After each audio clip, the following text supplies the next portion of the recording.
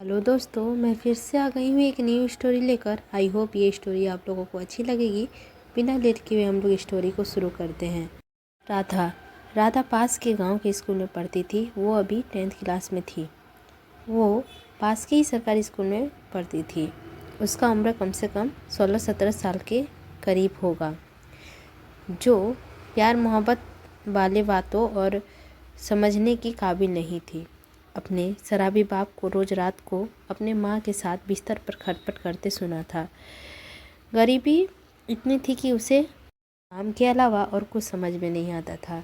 गरीब घर की लड़की सुबह घर का काम करती थी, जब उसकी माँ दूसरे घर में काम करती थी। माँ के आने के बाद वह दिन में सरकारी स्कूल जाती। उन्हीं दिनों की बात है जब दोपहर के समय 3 बज रहे होंगे और तेज़ बारिश की वजह से बाहर बहुत कम रोशनी थी। बारिश भी इतनी तेज़ थी कि हाथों का हाथ ना दिखाई दे रहा था। करीब आधा घंटा इंतजार करने के बाद बारिश कम ना हुई तो उसने निकलने का फैसला किया। आधे घंटे का पैदल सफ़र था। उसके घर तक जाते जाते जूते गीले हो गए थे, इसीलिए उसने जूते उतारकर प्लास्टिक के थैले में डाल दिया। बस्ता कंधे पर लिपट कर तेज़ बारिश में भीगते हुए वो निकल पड़ी। किशन और रवि स्कूल के आगे के रास्ते पे अपने बुलेट पर बैठे थे। 2 हफ्ते में उन दोनों लफंगों ने कुछ नहीं किया था, इसीलिए आज उसका पार्टी का दिन था।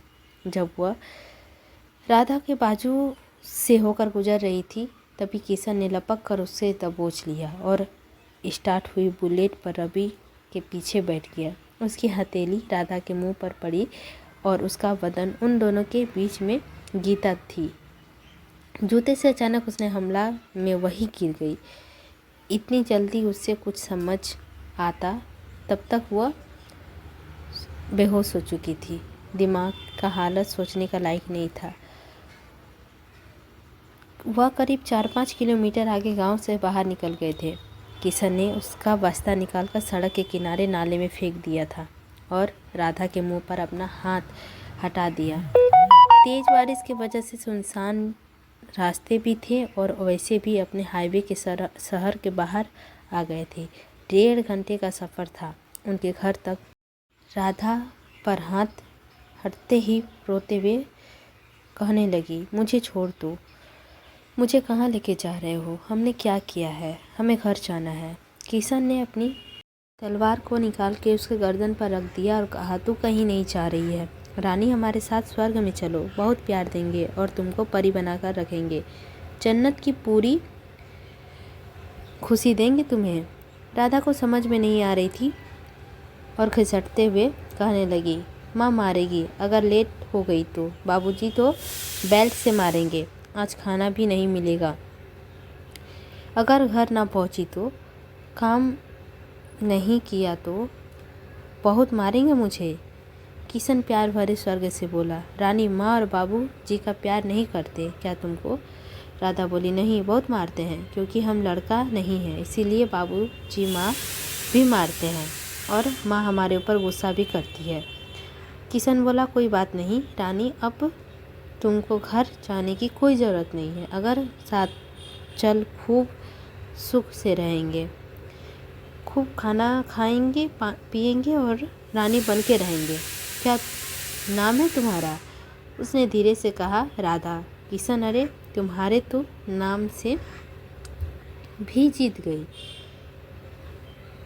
चल, हमारी रानी बन के रहेगी, तुझे कुछ भी करने की ज़रूरत ना पड़ेगी। राधा यह सब सुन के थोड़ी शांत हुई, पर उसे यह समझ नहीं आ रहा था कि कोई उसे क्यों महारानी बना कर रखेगा। असमंजन में वह बोली, पर हमको कहाँ लेके जा रहे हो और कहीं कुछ भी ना करके हमें छोड़ दोगे?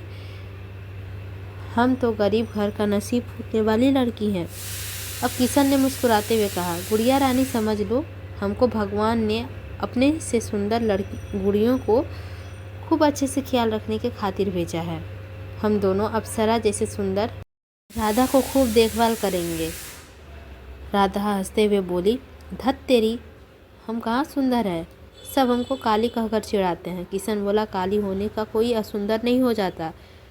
तुम तो काजल से भी जैसी सुंदरी और प्यारी हो। राधा थोड़ा सा सकपका गई और पूछने लगी, दोनों की लुगाई का मतलब तुम्हारा? किशन हंसकर बोला, राधा रानी, और हम इसमें बुराई क्या है? पांडव की तरह एक ही लुगाई थी ना, तो द्रौपदी, फिर हम तो दो ही हैं, और फिर हम दोनों तुम्हारे खूब ख्याल रखेंगे, तो तुमको भी तो दोनों को खुश करना होगा और अपना लुगाई वाला काम करना पड़ेगा ना। रोज़ तुम्हारे लिए खिलौने, जेवर, कपड़ा, पकवान हम दोनों लाएंगे ना। अब देखो, हमको भगवान ने कहा है तुमको पूरा सुख दे, जो तुमको अभी तक अच्छा नहीं दे मिला। वह बोले कि तुम दिन रात हमको प्यार दे और कभी अपने से अलग ना करे। और भगवान बोले हैं कि एक तरफ से हो सकता है, वो है अगर हम दोनों तुमसे विवाह करके तुझे अपनी लुगाई बना ले। अनपढ़ गरीब घर की लड़कियों को चाहे कोई ज्ञान हो या ना हो, उन्हें इतना ज़रूर एहसास होता है कि मर्द की ज़रूरत का ख्याल रखना होता है और उस बच्चे कैसे जन्म लेते हैं। फिर वह यह सोच के खुश थी कि उसे अपनी माँ का जैसा पति नहीं मिला। राधा बड़ी हैरानी से पूछने लगी, लेकिन हमको तो प्यार विवाह के बारे में कुछ नहीं मालूम है, और आप कैसे खुशी सुखी रखेंगे और हमको कुछ नहीं कमी हो तो मालिक कभी हमको माफ़ नहीं करेंगे। यह सुन के किशन हंसने लगा और बोला, उनके कानों के पास फुसफुसाते हुए बोला, राधा रानी, जब विवाह हो जाएगा तब तुमको पता चलेगा कि मर्द और को प्यार कैसे किया जाता है। फिर भी उसे अच्छा लग रहा था। घर की याद उसे दुखियारी गरीब को सता रही थी। शायद उसके लिए अच्छा नहीं हुआ जो उसे उस नर्क से छुटकारा मिल गया। और इस अवस्था में 10 मिनट बाद राधा बकरी जैसी भिनभिनाते हुए बोली, सुनिए, हमको हल्का होना है। यह सुनते ही रवि के पैर ब्रेक पर जम गए। वह समझ गया कि बारिश की ठंड की वजह से कमाल कर गई। सड़क के साइड में बाइक लगाकर किशन ने राधा को इशारा करते हुए करीब जगह जाने बोला। गाड़ी तब पहुंच के वह असमंजन में खड़ी दोनों को देखने लगी। दोनों उसकी बेचैनी को भा गए। किशन बोला, राधा रानी, आपने तो अपने पति परमेश्वर को कुछ भी नहीं छुपाना चाहिए। पता नहीं क्यों राधा को उसकी बातें बहुत अच्छी लग रही थी, शायद इसीलिए कि सब उसके लिए बिल्कुल नया था। किशन की यह बात सुन के राधा ना तो सर की उंगली नचाकर बनावटी अंदाज में कहने लगी, आप लोग बहुत बेशर्म हैं, शादी के पहले ही दुल्हन को सता रहे हैं। किशन का लहजा बनावटी था। राधा को सुन के ऐसा लग रहा था कि आप वह दोनों बहुत चाहते हैं। वह सचमुच उसके लिए भगवान को भेजे हुए दूत हैं, फरिश्ते हैं।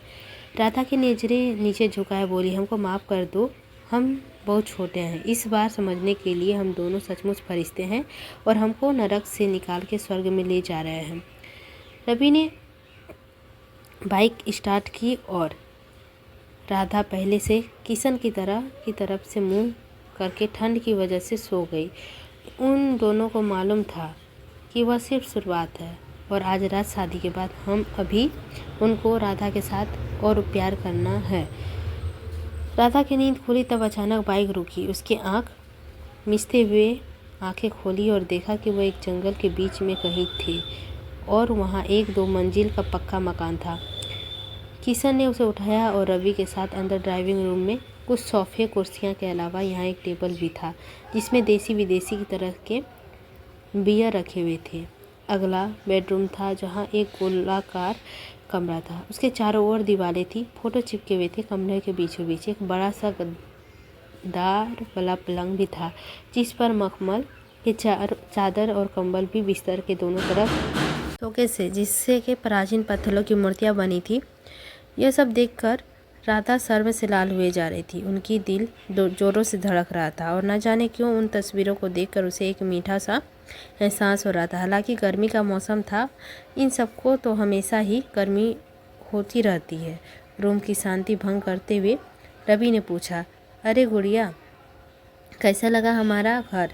राधा शर्माते हुए बोली, खूब सुंदर, पर इन सब से फ़ोटो काहे लगा रखे हैं? रवि बोला, अरे गुड़िया रानी, अब तू हमारी लुगाई बन गई है तो तुमको मालूम होना चाहिए ना कि मर्द बात क्या करते हैं, और फिर इन सबको सीख कर तुम हमको खुश कर पाओगी ना। और मर्द की लुगाई के बीच कुछ एहसास हुआ कि उसने कुछ गलत कह दिया। वह अफसोस भरे लफ्जे में बोली, हमको माफ़ कर दीजिए, उनको लुगाई के कोनो कर्तव्य का ज्ञान नहीं है, इसीलिए पूछ लिए। किशन हंसते हुए बोला, कोई बात नहीं राधा रानी, अब तो हमारा जन्म जन्मांतर तक का रिश्ता हो गया है, अब हम साथ रहेंगे, धीरे धीरे सब सिखा देंगे। राधा ने फिर जिज्ञासा से पूछा, रूम में खाली एक पलंग क्यों है? इस बार रवि हंसने पर बारी से कहा कि राधा, जब हम तुम्हारे मर्द बन जाएंगे तो हम अलग सोया करेंगे।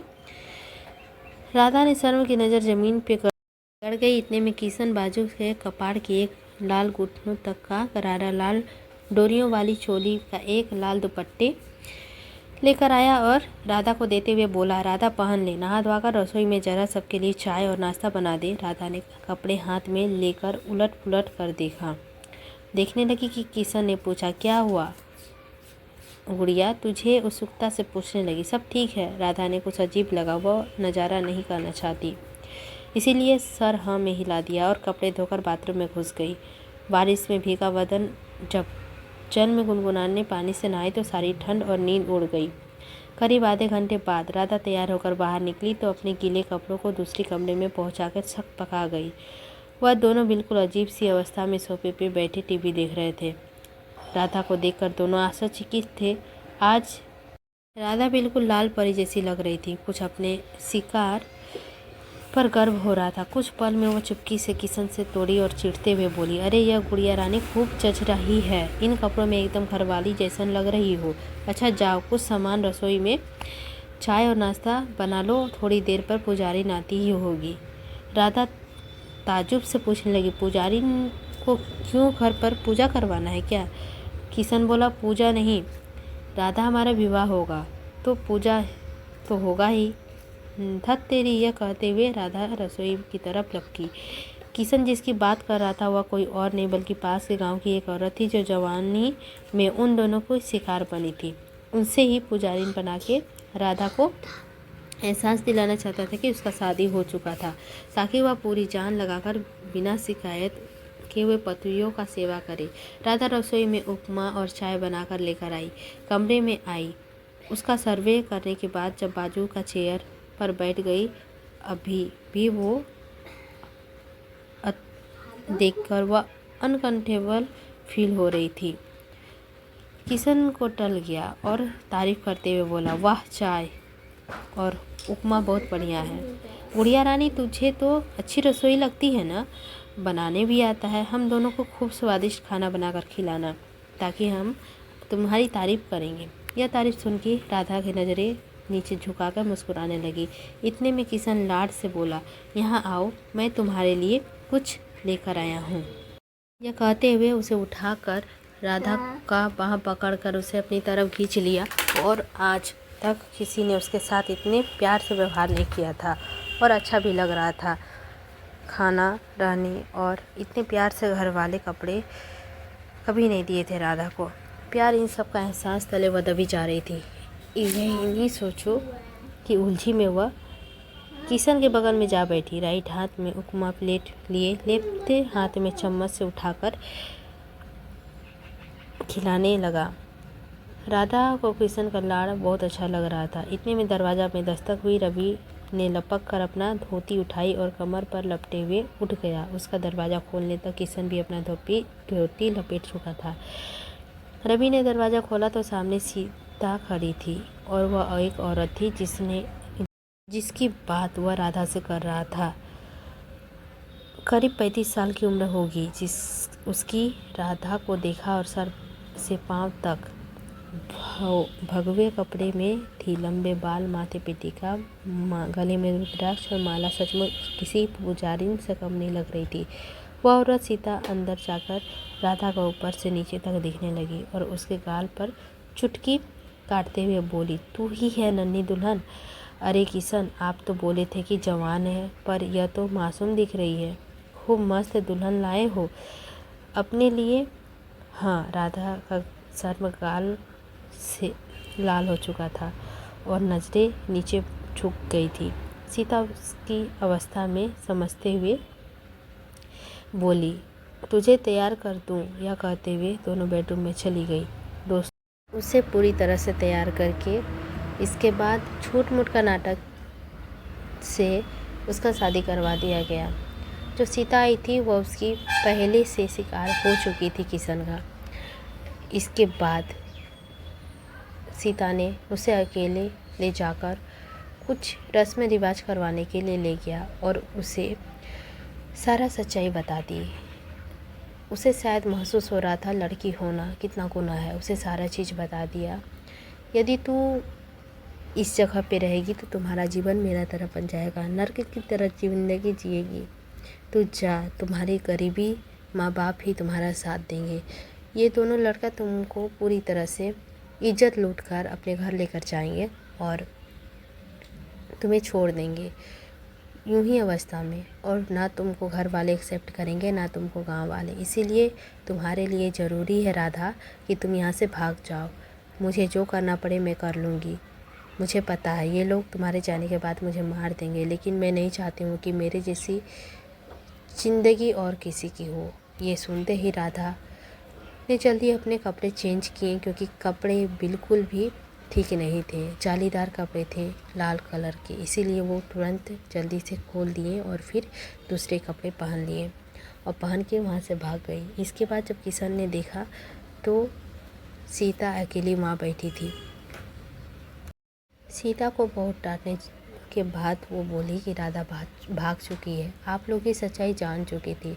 उसे मालूम चल गया था कि आप लोग अच्छे आदमी नहीं हो, किसी के भी पति एक होता है दो नहीं। ये सब एक बच्ची को अच्छी तरह से मालूम होता है। आप लोग उसे क्यों नहीं आगे बताना चाहते थे? आप लोग यूं ही ज़िंदगी क्यों ख़राब करते हो हर लड़की का? वो तो एक मासूम बेचारी थी राधा, जो कि उसकी सच्चाई, आप लोगों की सच्चाई उसे मालूम चल गई थी। इसीलिए वो बोल रही थी कि मैं भाग जाऊंगी, और पता नहीं मैं जैसे ही कमरे से बाहर आई वो कब भाग गई। किशन काफ़ी ज़्यादा गुस्सा आ गया था, उसे मारने पीटने तक आ गया था, लेकिन सीता भी वहाँ से झट से निकल गई। तो दोस्तों, इस कहानी से यही समझ में आता है कि किसी भी अनजान लड़के के ऊपर कभी विश्वास नहीं करना चाहिए। माँ बाप गरीब हो या अमीर हो, जैसा भी हो, वो आपकी ही सेवा करेंगे, आपका अच्छा भला ही चाहेंगे। लेकिन यदि माँ बाप सही ना हो तो भी आप बड़ा से बड़ा कदम कभी ना लें। माँ बाप से एक बार राय ज़रूर लें। आपका सभी चीज़ों का देखभाल माँ बाप ही करते हैं। माँ बाप से अच्छा कोई भी रिश्ता नहीं होता है, चाहे वो एक अजनबी का रिश्ता क्यों ना हो। वो लोग अभी राधा का इज्जत लूटना चाहते थे। सीता ने उसे अपनी बहन समझ के सारे अपना दुख उसके साथ सुलझा के बातचीत की। इस वजह से वो अब थोड़ा सा राधा को समझ में आया और वो भाग निकली। अभी वो 10th में पढ़ रही थी, मैट्रिक भी ना दी हुई थी। 16-17 ईयर की बच्ची कितना समझती है। तो दोस्तों, इस कहानी से आप लोगों को कुछ तो समझ में आया होगा। आई होप आप लोग इस कहानी को सुनेंगे एंड कमेंट करके बताइएगा कि क्या गलत है इस कहानी में। आप लोगों को कमेंट का इंतज़ार रहेगा। लाइक कर दीजिएगा, शेयर भी कर दीजिएगा चैनल पर नए होंगे तो, और नोटिफिकेशन ऑन कर दीजिएगा ताकि जब भी हम स्टोरी डालें तो सबसे पहले आप लोगों को के पास पहुँचे। तो लेते हैं हम विदा, मिलते हैं कल एक नई हिंदी स्टोरी लेकर। आई होप आप लोगों को अच्छी लगेगी।